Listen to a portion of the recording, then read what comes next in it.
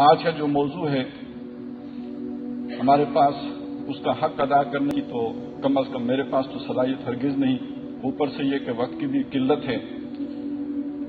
میں چند اشارے آپ کے سامنے رکھنا چاہ رہا ہوں اور خاص اس موضوع کے حوالے سے، لیکن اس سے پہلے خاص طور پہ ڈاکٹر صاحب کی شخصیت کے حوالے سے ایک بات کہنا چاہتا ہوں جو میرا ذاتی تاثر ہے۔ اللہ تبارک و تعالیٰ نے مجھ پر بڑا احسان کیا، بڑا کرم فرمایا کہ مجھے ڈاکٹر اسرار احمد صاحب کی صحبت نصیب ہوئی، ان سے بہت کچھ سیکھا۔ وہ ہر اعتبار سے استاد بھی تھے، محسن بھی۔ اللہ سے جو ہر انسان دعا مانگتا ہے، ہر مومن مانگتا ہے کہ اللہ مجھے سیدھی راہ دکھائے، اہدنا الصراط المستقیم۔ ایک دور ایسا گزرا کہ دل کی گہرائیوں سے مانگی، صراط الذین انعمت علیہم، ان لوگوں کی راہ کے جن پر تیرا انعام ہوا۔ آج یہ دل گواہی دیتا ہے کہ انہی منعم علیہم لوگوں میں سے محترم ڈاکٹر اسرار احمد بھی تھے کہ جن کے ساتھ اللہ تعالیٰ نے زندگی کے 22 برس بتانے کا موقع عطا کیا۔ ان کی صحبت نصیب رہی، ان کے ساتھ چلے۔ شاید جو ان کا معیار تھا وہ تو ہم نہ پورا کر سکے ہوں، لیکن یہ کہ جو بھی اللہ نے استعداد دی تھی اپنی حد تک کوشش کر کے ان کا ساتھ نبھانے کی کوشش کی ہے۔ اب بھی اللہ سے دعا ہے کہ اللہ تعالیٰ جو مہلت عمر عطا فرمائے وہ اسی مشن میں، اسی راستے پر لگے جس میں ڈاکٹر صاحب کی زندگی تمام ہوئی، الحمدللہ۔ ڈاکٹر صاحب کا یہ جو خواب ہے نظام خلافت، یہ اس معنی میں خواب ہرگز نہیں ہے جیسے شعراء خواب دیکھا کرتے ہیں۔ یہ اس کائنات کی وہ حقیقت ہے، یہ وہ ڈیسٹنی ہے، وہ لازم اختتام ہے کہ جس کے بغیر قیامت آ نہیں سکتی۔ اس کی خبریں دی ہیں محمد الرسول اللہ نے صلی اللہ علیہ وسلم، اور یہ تقاضا ہے محمد الرسول اللہ صلی اللہ علیہ وسلم کی بعثت کا کہ آپ عالمی رسول ہیں، اور آپ کو اللہ نے سارے رسولوں کی طرح اس لیے بھیجا تاکہ دنیا میں انصاف قائم ہو جائے۔ سورہ حدید کی جو آیت نمبر 25 میں نے آپ کو سنائی تھی، اور ظاہر ہے یہاں جو لوگ آئے ہیں وہ محترم ڈاکٹر اسرار احمد صاحب کے دروس میں ضرور شریک رہے ہوں گے، اس لیے میں اس کی تفصیل میں نہیں جانا چاہتا۔ میں صرف اشارہ کر رہا ہوں کہ اللہ تعالیٰ نے تمام انبیاء اور رسول کو اس لیے بھیجا تاکہ زمین عدل و انصاف سے بھر جائے، یہاں ظلم ختم ہو جائے۔ آج پوری دنیا اس ظلم کی چکی میں پس رہی ہے، اور اسی ظلم کے شواہد ہیں جن کا یہاں پہ تذکرہ ہوا کہ مذہبی کتابوں کا تقدس بھی پامال ہوتا ہے، مذہبی شخصیات کی بھی توہین ہوتی ہے، اور جو پوری کائنات کی عزت ہیں، سرتاج ہیں جناب محمد رسول اللہ صلی اللہ علیہ وسلم، ان کی بھی توہین کی جاتی ہے۔ یہ تہذیب کے درندوں کی درندگی کی انتہا ہے۔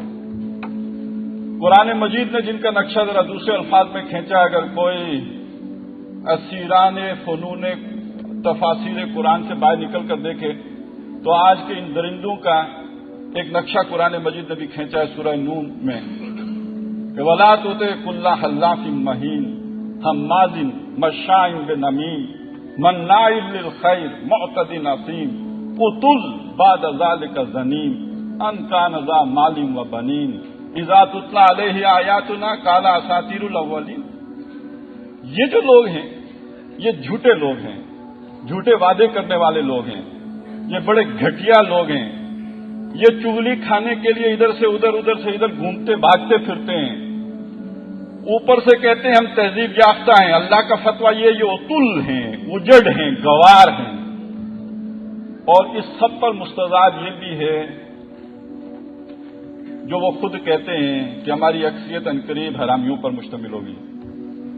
بعد ذالک زنیم، یہ ان کا اپنا کردار ہے، انگلی اٹھاتے ہیں محمد الرسول اللہ پر صلی اللہ علیہ وسلم۔ اب یہ ان کے گھٹیا کردار کا ایک اور نمونہ ہے، اور یہ ساری بدماشی اس لیے ہے ان کان ذا مال و بنین، اس لیے کہ ان کے پاس مال ہے جو ہمارا لوٹ کے لے گئے ہیں، جو کوئی اصولوں سے نہیں حاصل کیا گیا، ان کے کوئی اعلیٰ اصول نہیں ہے، اعلیٰ قدریں نہیں ہیں، اعلیٰ اقدار نہیں ہیں، یہ لوٹ کھسوٹ ہے جو انہوں نے ایشیا میں مچائی ہے، مشرق میں مچائی ہے۔ جیسے ہمارے کسی رہنما نے، مشرقی پاکستان کے لیڈر نے کہا تھا اسلام آباد کی سڑک سونگ کے کہ مجھے پٹسن کی خوشبو آتی ہے، ایسے آج مغرب کی چکا چون در حقیقت ہمارے وسائل کے برتے پر ہے، اس کے بلبوتے پر ہے۔ یہ ہمیں لوٹا کھسوٹا گیا ہے، آج تک لوٹا کھسوٹا جاتا ہے۔ اتنی رائلٹی بھی تیل کی شاید سعودیوں کو نہیں ملتی جتنی ہم اکبر بھٹی کو دے دیا کرتے تھے گیس کی۔ یہ بہتر ہمیں اوریا مقبول جان صاحب بتا سکیں گے، لیکن مجھے تو یوں ہی لگتا ہے کہ ہمارے وسائل پر ہمارا حصہ اتنا بھی نہیں ہے، وہ سارا لوٹ کے مغرب اور اپنی ان کی وہ چکا چون، اور وہ چکا چون سے کچھ لوگ ظاہری طور پر متاثر ہو کر ان کی تہذیب کے گن گانے لگتے ہیں۔ حقیقت وہ ہے جو قرآن نے بیان کی ہے۔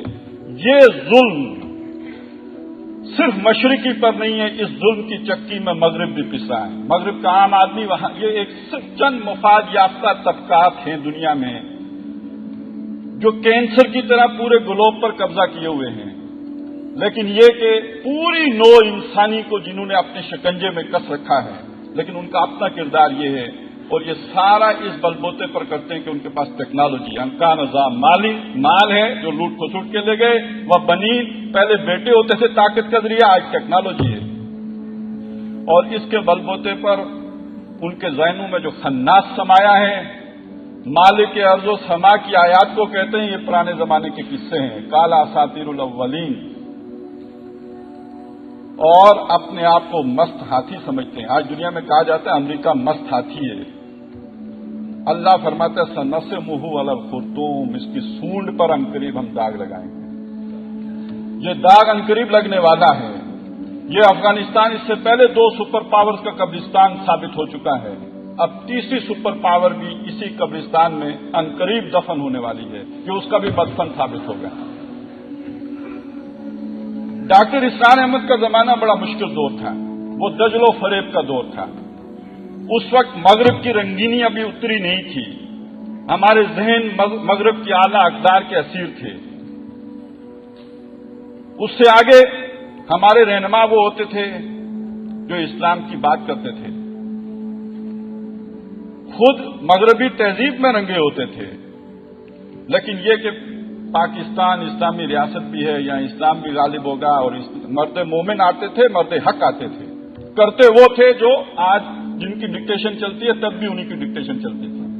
یہ ایک مشکل دور تھا، اس میں لوگوں کو یہ سمجھانا کہ یہ نظام خلافت نہیں ہے، یہ نظام بغاوت ہے، یہ بہت مشکل تھا۔ وہ جن منعم علیہم لوگوں کا میں ذکر کر رہا تھا، ان میں آپ دیکھیے جب مغرب کو عروج حاصل نہیں بھی تھا، ہمارا اپنا ہی عروج کا زمانہ تھا، اکبر دی گریٹ ہندوستان کا حکمران تھا، اس وقت اسے کیا پڑی تھی کہ دین محمدی کی جگہ دین الہی کا جو ہے وہ شروع کرنے کی۔ یہ در حقیقت نفسانی تقاضے انسان کے ہمیشہ سے ایک رہے ہیں، جو جبلتوں کے اسیر ہوتے ہیں، وہ مشرق کے رہنے والے ہوں یا مغرب کے رہنے والے ہوں، وہ ایک ہی رخ پر چلتے ہیں، ان کا ایک ہی کردار ہوتا ہے۔ تب منعم علیہم گروہوں میں سے جو کھڑے ہوئے تھے اس کے مقابلے میں مجدد الف ثانی اسی سلسلے کی کڑی تھے جناب ڈاکٹر اسرار احمد کی۔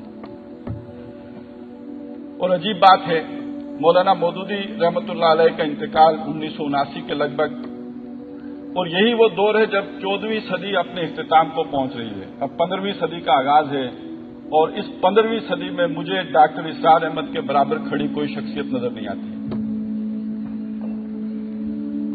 اور یہ کسی اور دور کی خبر دے رہے ہیں کہ دیکھو یہ جو دجل ہے، یہ فریب ہے، یہ جو جھوٹے نگوں کی صنائی ہے جو تمہاری نگاہوں کو خیرہ کر رہی ہے، حقیقت کچھ اور ہے، اور آنے والا دور محمد عربی صلی اللہ علیہ وسلم کا دور ہوگا۔ اس وقت یہ بات سمجھانا زیادہ مشکل تھا۔ آج مغرب ننگا ہو چکا ہے، اس کے چہرے پر کے جو بھی میک اپ تھا وہ اتر چکا ہے، اب ڈائن اصل صورت میں نظر آنا شروع ہو چکی ہے، اور اسی طرح ہمارے حکمران اب چونکہ وہ پورے تہذیب کے درندے اپنی پوری زندگی کے ساتھ حملہ آور ہو چکے ہیں، لہذا ہمارے حکمران بھی اپنے اسلام کا بہروپ اتار کر پرویز مشرف کی صورت میں ہوں یا آصف علی زرداری کی صورت میں ہوں یا ان کے ساتھیوں کی صورت میں ہوں یا اپوزیشن کی صورت میں ہوں، جو بھی ہمارے رہنما ہیں وہ بھی اپنا رنگ روغن اتار کر پوری طرح مغرب کے ساتھ کھڑے، فرنٹ لائن الائی کے طور پر کھڑے ہمیں نظر آنا شروع ہو گئے۔ لہذا آج معلوم ہو گیا کون کیا ہے۔ پرویز مشرف نے کہا تھا میں ایک لائن کھینچ دینا چاہتا ہوں، معلوم کرنا چاہتا ہوں ادھر کون ہے ادھر کون ہے۔ میں تو کہتا ہوں محمد رسول اللہ صلی اللہ علیہ وسلم نے خبر دی ہے، ایک وقت آئے گا ایک لائن کھنچ جائے گی، 2 خیمے بن جائیں گے، ایک خیمے میں ایمان کے سوا کچھ نہیں ہوگا اور دوسرے خیمے میں نفاق کے سوا کچھ نہیں ہوگا۔ وہ لائن ڈرا ہو چکی ہے۔ ہاں، اب کچھ لوگ ادھر کچھ ادھر آنا جانا ہو رہا ہے، تھوڑے ہی دنوں میں انشاءاللہ تعالی یہ خیمے اپنے اپنے خیموں میں جو بھی جس نے جدھر منتقل ہونا ہے ادھر منتقل ہو جائے گا۔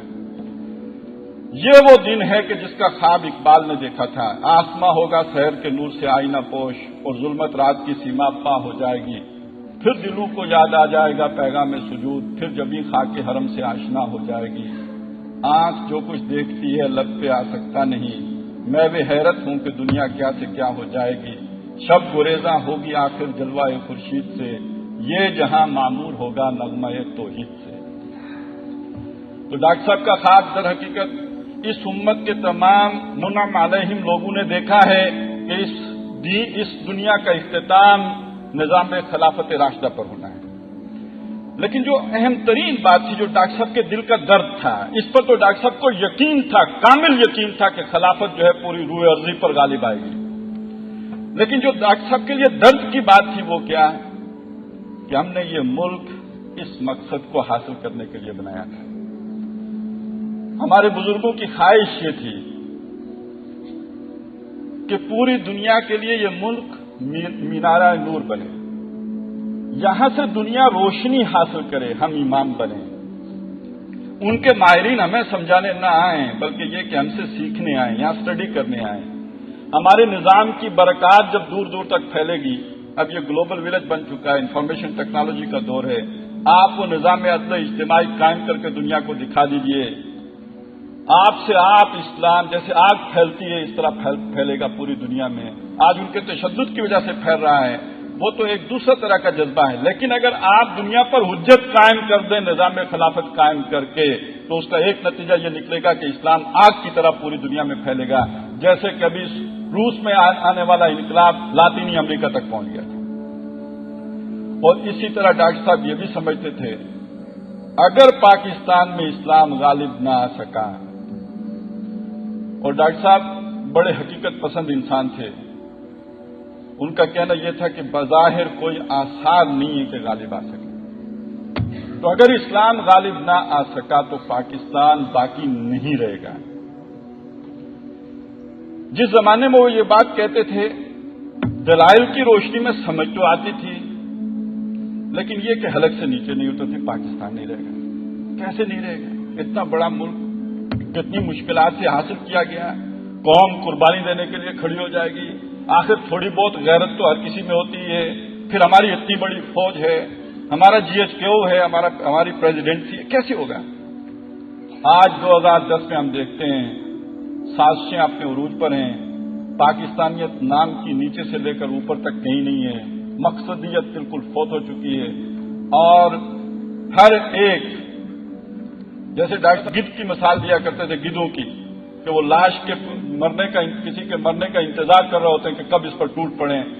پاکستان پر منڈلانے والے گدھ مختلف اطراف سے وہ بس انتظار میں ہیں کہ کب یہ پیرالائز ہوتا ہے تاکہ ہم اس پر ٹوٹ پڑیں، اور حالات بتا رہے ہیں کہ ہم اس کے قریب پہنچ چکے ہیں۔ آپ معاشی حالات کو دیکھ لیجئے، سیاسی معاملات کو دیکھ لیں، آپ سماجی طور پر جو بھی ڈسٹریکشن یہاں پر ہو چکی ہے، میڈیا کی ویسے تو بہت بڑی تعریفیں ہوتی ہیں، لیکن یہ کہ میڈیا نے جو گل کھلائے ہیں اس کے نتائج میں جو یہاں پر سوشل ڈسٹرکشن ہوئی ہے اس کا آپ اگر اندازہ لگائیں، فیملی لائف جس طرح تباہ ہوئی ہے، ہر اعتبار سے مغرب کا معاشرہ تو خودکشی کرے گا سو کرے گا، ہم تو خودکشی کی دہلیز پہ پہنچ چکے ہیں۔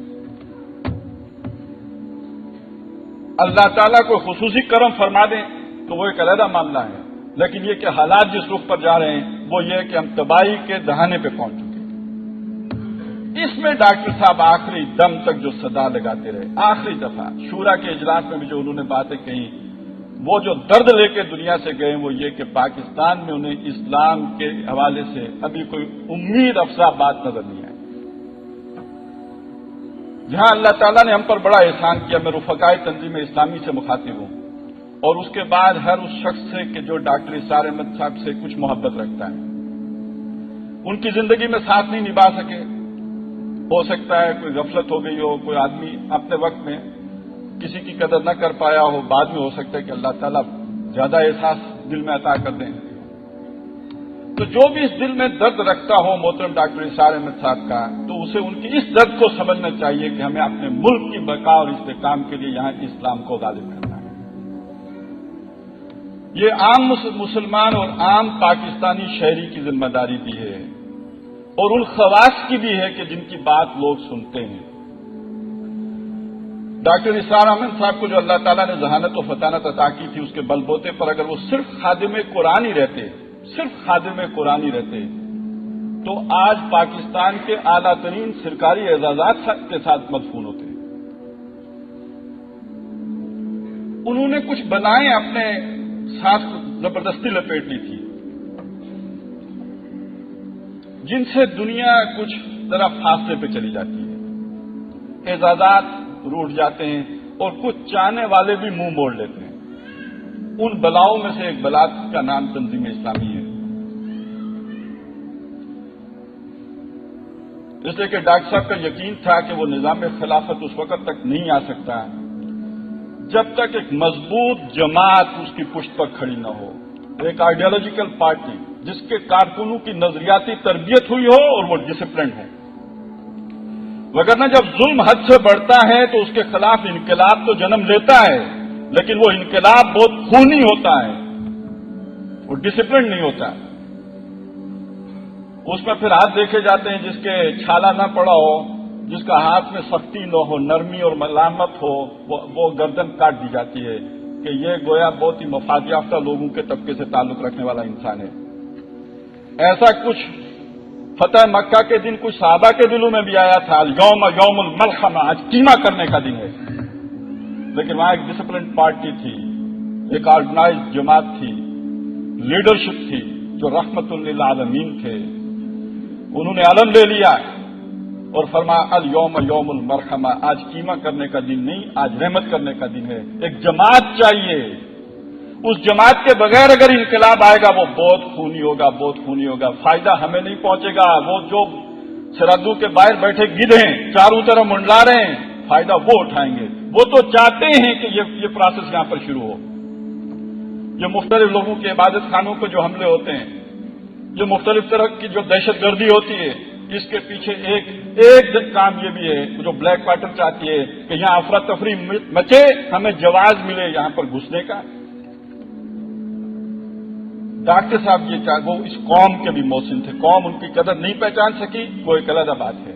وہ چاہتے تھے کہ یہ قوم اس المناک انجام سے بچ جائے۔ اسی طرح جو درد حضرت یونس علیہ السلام کے دل میں تھا کہ جب انہیں نظر آ گیا کہ یہ قوم اب ہلاک ہوگی، اللہ کا فیصلہ ہو گیا، وہ برداشت نہیں کر سکے، اپنی قوم کو چھوڑ کے چلے گئے۔ اپنی قوم کی ہلاکت اپنی آنکھوں سے دیکھنا یہ بڑا مشکل اور بڑا دشوار ہوتا ہے۔ ڈاکٹر صاحب کا معاملہ بالکل اللہ تعالیٰ نے ان کو بھی ایسا ہی دل عطا کیا تھا۔ خنجر چلے کسی پہ تڑپتے ہیں ہم امیر، سارے جہاں کا درد ہمارے جگر میں ہے، ایسا ہی درد دل وہ رکھتے تھے اور قوم کی حالت پہ کڑتے تھے۔ ہندوستان میں فسادات ہوتے تھے، میں نے خود دیکھا ہے کہ ڈاکٹر صاحب جو ہے بہت پریشان ہو جاتے ہیں۔ مستم کچھ فسادات کا سن کر ان کی محاورتاً نہیں واقعتاً راتوں کی نیند اڑ جاتی، کھانے کی طرف اٹھتے ہاتھ رک جاتے۔ تو اس طرح وہ اس پوری جو اس انجام کو بیان تو کرتے تھے، اپنے دل کو تھام کر بیان کرتے تھے، لیکن یہ کہ اس سے وہ کوئی خوش نہیں ہوتے تھے، وہ کوئی سیڈسٹ نہیں تھے کہ لوگوں کو غم میں مبتلا کر کوئی خوشی محسوس کریں، لیکن حالات و واقعات یہ تھے جس رخ پر جا رہے ہیں اور اب بھی اسی رخ پر ہم آگے بڑھ رہے ہیں۔ اس موقع پر ہم وابستگان ڈاکٹر اسرار احمد کی بڑی کڑی ذمہ داری بنتی ہے کہ اس سے پہلے چلیں اتنے ہی تھے جیسے ڈاکٹر صاحب کبھی کبھی بیان بھی کر دیا کرتے تھے اقبال کے اس شعر کے حوالے سے کہ نو امید نہ ہو ان سے اراور فرزانہ، کم کوش تو ہیں لیکن بے ذوق نہیں رائی۔ تو جب تک ڈاکٹر صاحب تھے ان کا سایہ ہمارے سروں پر تھا، ہماری کم کوشی کے باوجود بھی جو تھوڑی بہت صاحب ذوقی تھی اس سے کام چل جاتا تھا۔ اب ڈاکٹر صاحب نہیں، ان کو اللہ نے اٹھا لیا، شاید آنے والے حالات کے غم سے بچانے کے لیے اٹھا لیا۔ تو اب اس کے بعد وہ بھاری ذمہ داری آپ اور ہمارے کندھوں پہ آئی ہے इस मुसलमान उम्मत के कंधों पे आई है, हम पाकिस्तानियों के कंधों पे आई है, उर्दू दान तबके के कंधों पे आई है, और खास तौर पर वो तसव्वुर दीन रखने वाले उनके कंधों पे आई है कि जो मोहतरम डॉक्टर निसार अहमद पेश किया करते थे कि अब अपने इस काम को एक पार्ट टाइम काम नहीं, एक जुज़वक्ती काम नहीं, हो गया तो ठीक है, बाकी कामों से फुर्सत मिली तो कर लिया, ठीक है, नहीं, बल्कि जिस तरह डॉक्टर साहब ने अपनी जिंदगी खपाई है, तन मन धन लगाया है, इन्न सलाती व नुसुकी व मखयाया व ममाती लिल्लाहि रब्बिल आलमीन की मिसाल पेश की है, बिल्कुल इसी तरह अब हम भी कोशिश करें और जमात बहैसियत मजमूई और ये सारे वाबस्तगान बहैसियत मजमूई जब वो एफर्ट करेंगे तो शायद डॉक्टर निसार अहमद का बदल या उस दर्जे में कोई काम की सूरत बन सके। वगरना आप देख रहे हो कि मौत के सौदागरों का काफिला कितना तेजगाम है, वो किस तरह बढ़े चले आ रहे हैं, वो हमें नेस्तो नाबूद कर लेंगे। और आज हम अपने औकात जिस दुनिया को बनाने में सर्व कर रहे हैं, इस सारी दुनिया, इस हमारी दुनिया को, हमारी इस जीनत को, हमारे इन महलों को, हमारी इन डिफेंस हाउसिंग सोसाइटियों को, हमारी इस करप्शन से बनी हुई जायदादों पर कल कब्जा किसी और का होगा। आपने परसों ही अखबार में वो खबर पढ़ी होगी, एक अलहमरा हाल ये है और एक इसी नाम से मौसूम इमारत स्पेन में भी है जहां मुसलमानों ने 800 साल हुकूमत की। और परसों आपने खबर पढ़ी होगी कि वहां जो मस्जिद है, मस्जिद कर्तबा में कोई आजान नहीं होती, कोई नमाज नहीं होती, ना आजान की इजाजत है, ना नमाज की इजाजत है। क्या हम चाहते हैं कल हमारी मस्जिदों का हाल भी नहीं हो? क्या हम ये देखना चाहते हैं कि बादशाही मस्जिद के बाहर फिर जो घोड़े बंधे हों, वो अस्तबल बन चुका हो? कुरान की जिस तौहीन को हम रोते हैं कि मगरिब में होती है, वो हम अपनी आंखों से देखना चाहते हैं। ये जो दरिंदे हैं, ये जब आएंगे तो ये इनके यहां तो कोई तहजीब है नहीं, कोई तमद्दुन है नहीं। इन्होंने ये कोई मोहम्मद रसूलुल्लाह सल्लल्लाहु अलैहि वसल्लम के सीखे हुए मुजाहिदीन तो नहीं है। ये तो पामाल करेंगे, हर शय बर्बाद करेंगे। उन बर्बादियों से पहले हमें, अगर हम होश के नाखन लें तो अल्लाह तबारक व तआला की रहमत हमारे शामिल हाल हो जाएगी। और उसका अव्वलीन तकाजा ये है, अव्वलीन तकाजा ये कि हमारे मुल्क, हम ये तय करें कि यहां इस्लाम के खिलाफ कोई शय हम बर्दाश्त नहीं करेंगे, कोई कानून नहीं बनाएंगे, कोई पॉलिसी लेके नहीं चलेंगे। और उसके बाद अल्लाह की, वो लोग के जो समझते हैं कि अल्लाह की मदद आज नहीं आएगी, वो कम से कम अफगानिस्तान की मिसाल को देख लें। ना उनके पास टेक्नोलॉजी है, ना उनके पास लीडरशिप क्वालिटीज हैं, ना आज की सफारतकारी को समझने वाले हैं। इसके बावजूद 8 साल से 9 साल से दुनिया की सुपर पावर को, जो अपने आप को मस्त हाथी समझता है, उसकी सूंड पे जो है वो मुसलसल कुचोके लगा रहे हैं और अपना वजूद बरकरार रखे हुए हैं। तो अल्लाह की नुसरत और किस शय का नाम है? हमारे बाज दानिश्वर जो मायूसी फैलाने वाले, वो तो यही कहते हैं ना कि अब वो नुसरत वो तब आई थी, अब नहीं आएगी, वो अब भी आएगी। फजाए बदर पैदा कर फरिश्ते तेरी नुसरत को, उतर सकते हैं गर्दों से कितार अंदर कितार अब भी।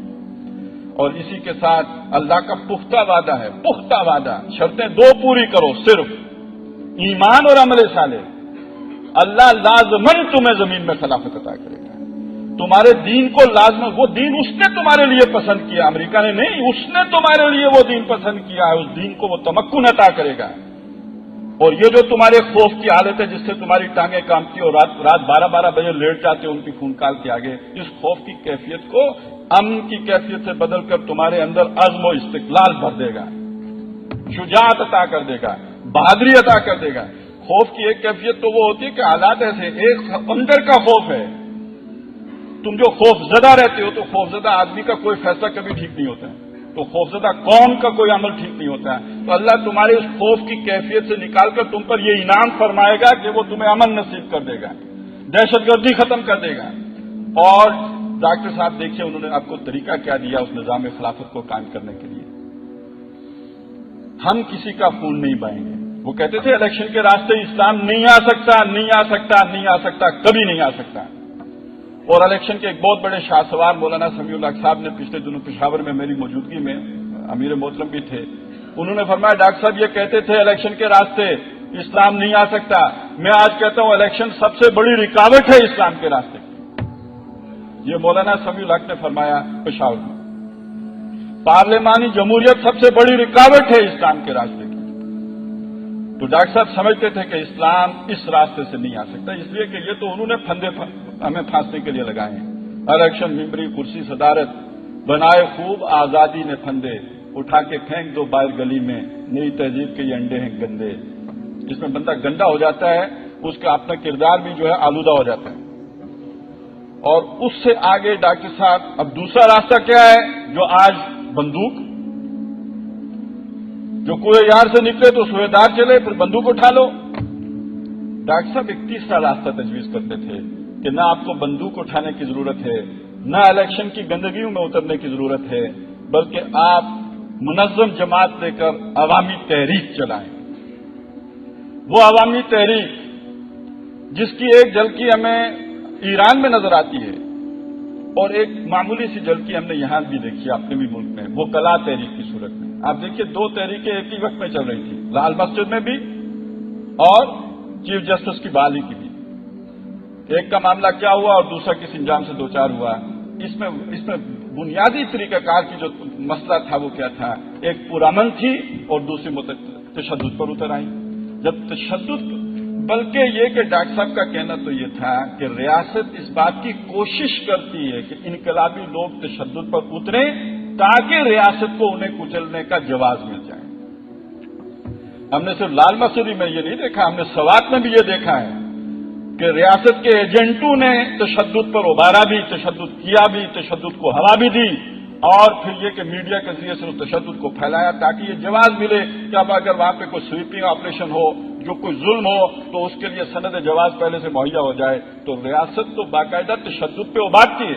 डॉक्टर साहब कहते थे कि इसके लिए मोहम्मद रसूलुल्लाह सल्लल्लाहु अलैहि वसल्लम के उसवा से हमें जो रहनुमाई मिलती है, कुफ्फू ऐदियकुम, हाथ बांध कर रखो, तशद्दुद हो भी, झेलो, बर्दाश्त करो। और ये वो पॉलिसी है कि जिससे तुम अवाम की हमदर्दियां जीतोगे। अवाम को तुम अपने फलसफे से नहीं समझा सकते, फलसफे से कुछ दानिश्वरों को समझाया जा सकता है, समझाने से समझदार समझेगा।